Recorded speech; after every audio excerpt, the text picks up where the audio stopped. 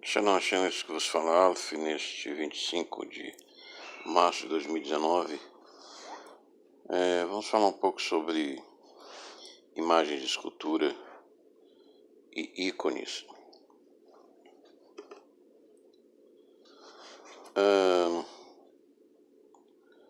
Sendo evangélico, não é muito comum um evangélico que honra, não adora, mas honra as imagens de escultura de Cristo crucifixo e o ícone de Maria.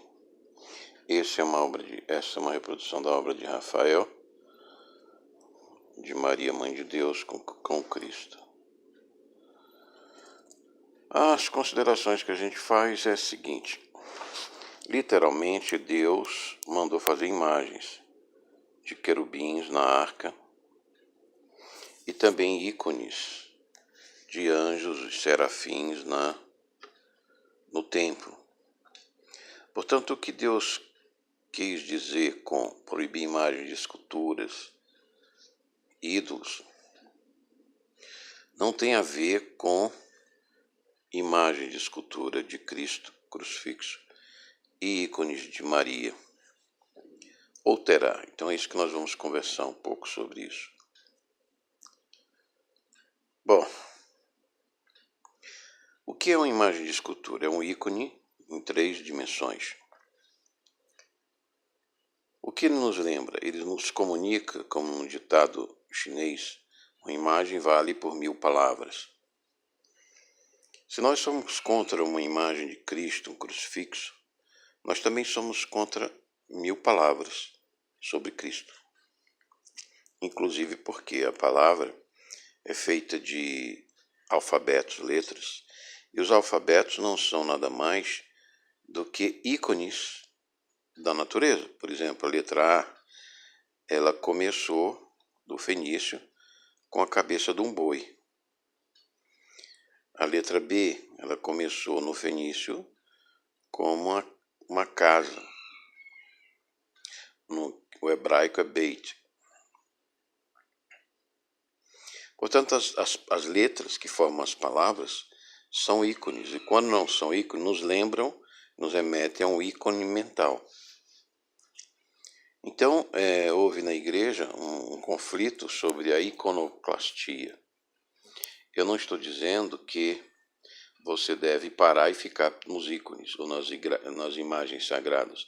Você deve ler a palavra, sim, estudar a palavra, o conhecimento. Mas veja bem, o crucificado, numa imagem do crucificado, nós vemos as chagas de Jesus.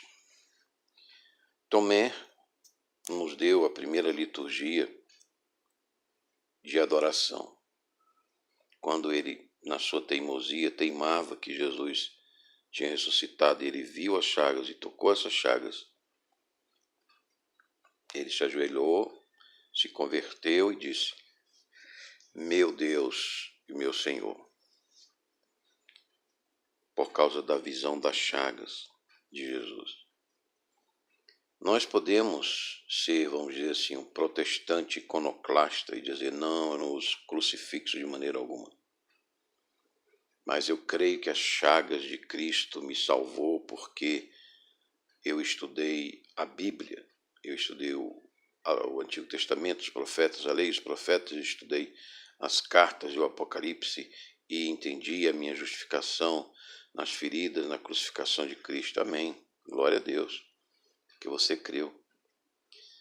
Mas Tomé conhecia tudo isso, as Escrituras, via Jesus, mas não cria. Mas quando ele viu as cicatrizes no ressuscitado, ele creu. Uma pessoa vê uma escultura, um crucifixo, e lembra que foi essa cruz que nos salvou, que nos justificou. É um conhecimento imediato na nossa consciência. Um ícone, nós vemos um ícone de Maria com o menino Jesus, entendemos que este Cristo que nos justificou, ele encarnou como homem no seio de Maria. É uma comunicação imediata, instantânea. E nós vivemos no mundo de flash, do virtual, da luz, das máquinas eletrônicas, instantânea, elétrica. E os ícones e as imagens nos comunicam imediatamente. Então eu considero que elas hoje são propícias. Claro, existem exageros, né? Claro, eu não discuto que existem exageros com o uso de ícones e de imagens e esculturas. Inclusive existe muita confusão, né? Diversos tipos de Maria, isso confunde muito. Não é? Essa aqui é um ícone de Rafael que eu gosto, é muito bonita. Porque ela não confunde Maria de Nazaré com o menino Jesus, com a luz, a coroa da vida de Deus. Nas nuvens aqui, né? Tem umas nuvens aqui embaixo, ele fez, ó, muito bonita. Quer dizer, é como se fosse a matriz do ser humano, né? Que está no céu, nas nuvens, né? Então, ele nos comunica. Se tivesse um ícone de Jesus ressuscitado, vindo na sua segunda vinda também, seria fabuloso, né? Com todos os seus santos, né? Seria uma imagem fabulosa de se criar. Iria nos comunicar a vida de Cristo. Então, o estágio nossa consciência eterna com Cristo, milenar e eterna com Cristo. Então, essas, já falei, tem um vídeo aí embaixo na minha lista, sobre as nossas 4 eras de consciência.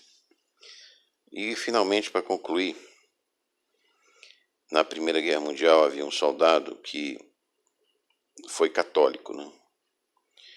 E ele conhecia os ícones e numa das suas campanhas militares, ele chegou na França, numa aldeia,